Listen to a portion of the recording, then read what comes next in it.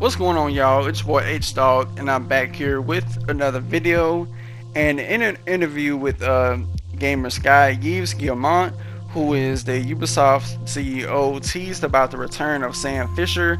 Won't be a big return, but will quote some new type of experiences, but more on different devices. We are working a little bit on the brand today to come back at one point. We can't say when because it takes time, but each time we have to find the right experience to come back big. Which could sound as if there's a plan to bring back Sam Fisher and the iconic Splinter Cell series, but may not come till sometime next gen. Not necessarily next year per se, but possibly at some point during the generation. If I had to say, maybe 2021 or 2022, we could hear or see something. Now, I am interested to say that at least to the least, I've never played a Splinter Cell game, but it does worry me slightly when Yves Guillemot says on different devices. Hopefully, it's not some type of mobile game spinoff.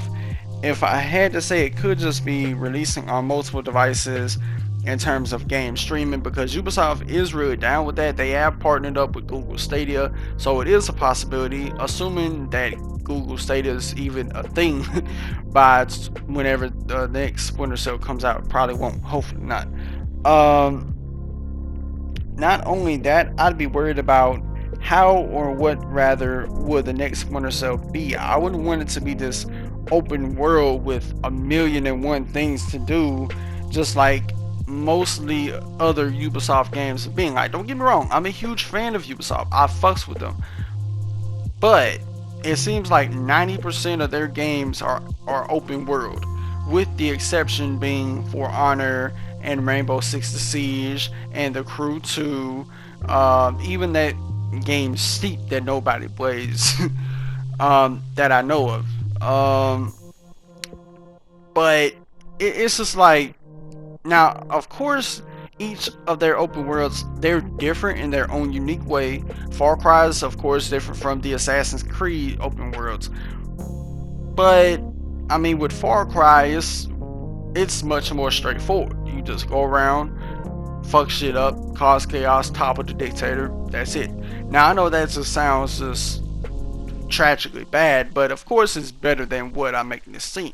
Now, as for Assassin's Creed, like, I love the Origins open world honestly more than Odyssey. As with Odyssey's open world, it's just pretty much the same exact thing that you were doing in Origins, just with a couple new things here and there. Like, you're still going to tombs, you're still going after outposts, even though you can't liberate the outposts. Granted, I excuse it only because the story does not revolve around liberation. I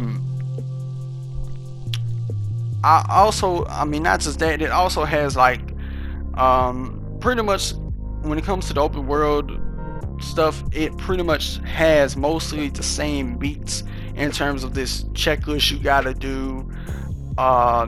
Go loot a tomb, go off disposal type of shit. But I say that, like, the best parts about Odyssey's open world was how it looked, and not just how it looked, but the side bosses that you would meet throughout the game, like the mythical creatures and stuff. I thought that was pretty cool.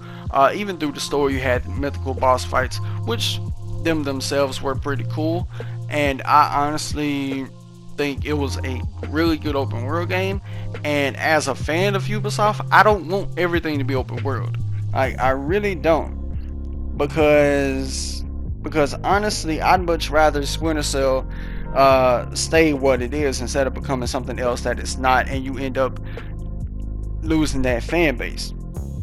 Because honestly, that's what that's what Ubisoft needs right now. They need variety to what they got to offer for the gamer, because they have a lot of open world games. You have a couple multiplayer games with Rainbow Six Siege, For Honor, even The Crew 2. There is a fan base around that, even though I think it's trash. But it's like one of the things. Let it let it stay what it is, man. I wouldn't want it to become something it ain't.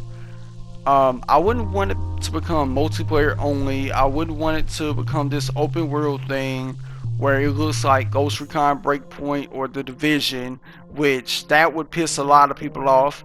I wouldn't want it to become this action game with no stealth at all. Like it needs to remain what it is. You keep it that way, and you'll probably end up pleasing the audience more so than pissing them off. And honestly, what I think Ubisoft should do is, if they're not sure, if they're kind of weary on, okay, how many people are that interested in another Splinter Cell, this is what they can do, just to give them an idea. They could just release the entire series as a collection on current gen hardware, and that way they sell good. Well, of course, I think it would sell good to Splinter Cell.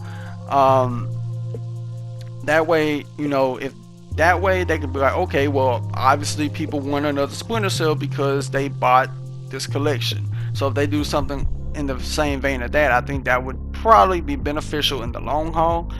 But we shall see. And with that being said, what do you guys think about Yves Guillemot's comments?